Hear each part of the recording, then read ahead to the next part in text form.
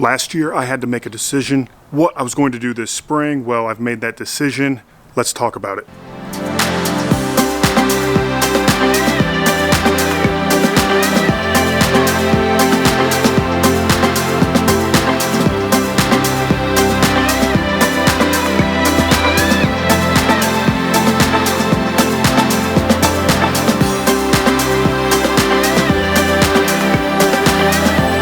So behind me here is my front yard renovation. Y'all may remember me doing that last year, starting it back in like August.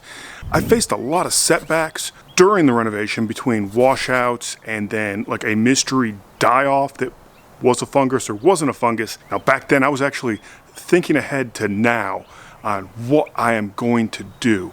Do I do a pre-emergent or not? Do I add some more seed? I know I have the tenacity option, however, that's kind of a last resort situation for me.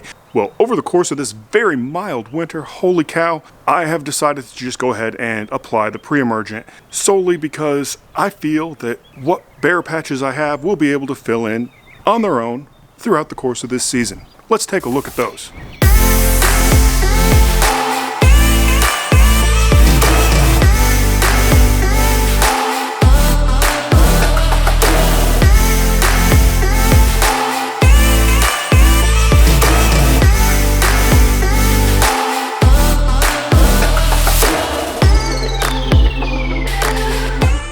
Not too bad if I do say so myself. That worst part being near the water meter and also the other utilities for the fiber. My pre-emergent of choice, it's what it's been honestly every year since I've been doing this, has been my trusty ProDiamine 65 WDG. I do that because I have like a 20-year supply of it.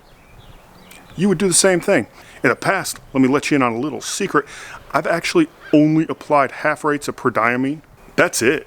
Like I apply it like right now and I know it'll wear off and there's a potential, you know, for weed growth and all that crap later on in the year, but I never really had that big of an issue. So now this year I did it differently. I've done one application so far and I'm actually going to do a second application in the backyard in about a month. But I applied my ProDiamine at 0.35 ounces per 1,000 square feet. So looking at the label, I know I can go up to 0.83 ounces a year of ProDiamine per 1,000 square feet for my Bermuda grass. However, I wanted to do a single application and I have 3 varieties of grass. I have the Bermuda Outback, the Kentucky Bluegrass, mixed in with some ryegrass right there. So I'm almost at the yearly max right now. Almost. Got a little bit. Just a little left to go should I need to. However, I'm probably not going to worry about it. If I do decide to do something else, I'll just switch it up to a different pre-emergent. And if I do that, we'll talk about that then. There's so many pre-emergent videos floating around right now. You're all probably sick of them. I know I am. So we know I did my pre-emergents. We looked at some spots in the front on this section. I was going to also overseed heavily, quite honestly, my Blue Muta experiment. Let's take a look over on that guy real quick.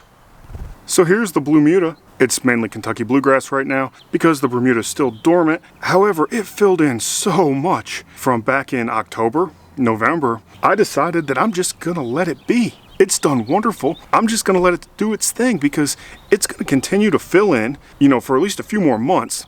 Then it'll battle a little bit with the Bermuda, but once that happens, you know, the Bermuda is going to take over and then that'll come back in the fall, or at least it'll come back in the fall in theory. So the results that I had from the fill-in on that, plus the results on the front, I decided I'm not going to overseed and we're just going to go with the pre-emergent route. We're in the backyard now and I'm honestly surprised that I haven't had that many weed issues. Now, you'll notice over here, you see that? I was busy cleaning that up because not only did it have the KBG that popped out of the little downspout thing from my gutter drains, it had a lot of POA. So I got all that dug up. Now I said I was going to be doing things differently this year in the back, and that is due to that POA I found. I'm probably not going to overseed back here again. This year, I don't know yet. It's entirely up in the air. But I decided I'm going to do a second application because pay attention to the houses above my fence and let me get them okay. We're gonna start here, the house that's directly like in the middle of my shed roof line, and then we pan across all the way to then my neighbor's house. Every single one of those houses, their rainwater from their roofs and their gutters funnels down along that line of trees and comes through here. So I'm going to do a second round of ProDiamine solely to help combat some issues. I know this time of year is all the talk on Preemergent, preventing your crabgrass, preventing any other possible grassy weed or, non-grassy weeds, anything that's not desirable, preventing that from germinating in your yard. Now, is there a time where you wouldn't want to use Preemergent? And this is talking if you're not seeding, or actually, are you able to just not use a Preemergent altogether?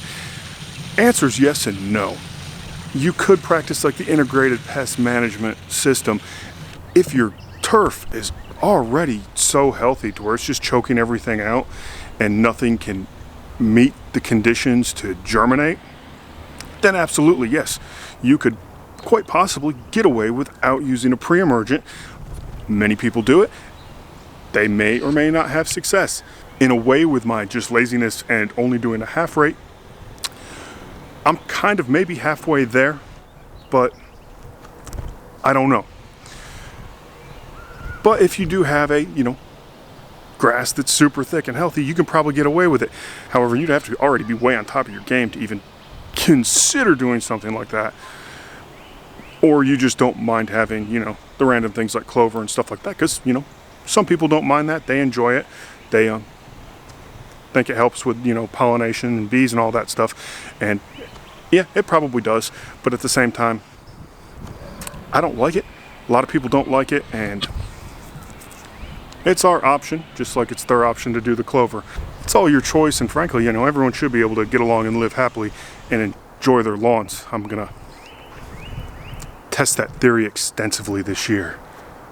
So that's about it for my fantastically informative Preemergent video that so many of you have already watched, ones from previous years or others this year. I apply it because I need every chance I can get due to failed government municipalities allowing stormwater drainage to go through 8 yards and not into a drain where it should go. But that's neither here nor there. But hey, there it is. If you like this video, hit the like button, subscribe if you haven't already. Check out below too in the description. There's a link to a peptide update. Update was done at day 4. So check that out too, because it's super awesome. Fantastic results. Thank you all. Hey, it's Mike, Real Old Dad RLD. We will see you again soon.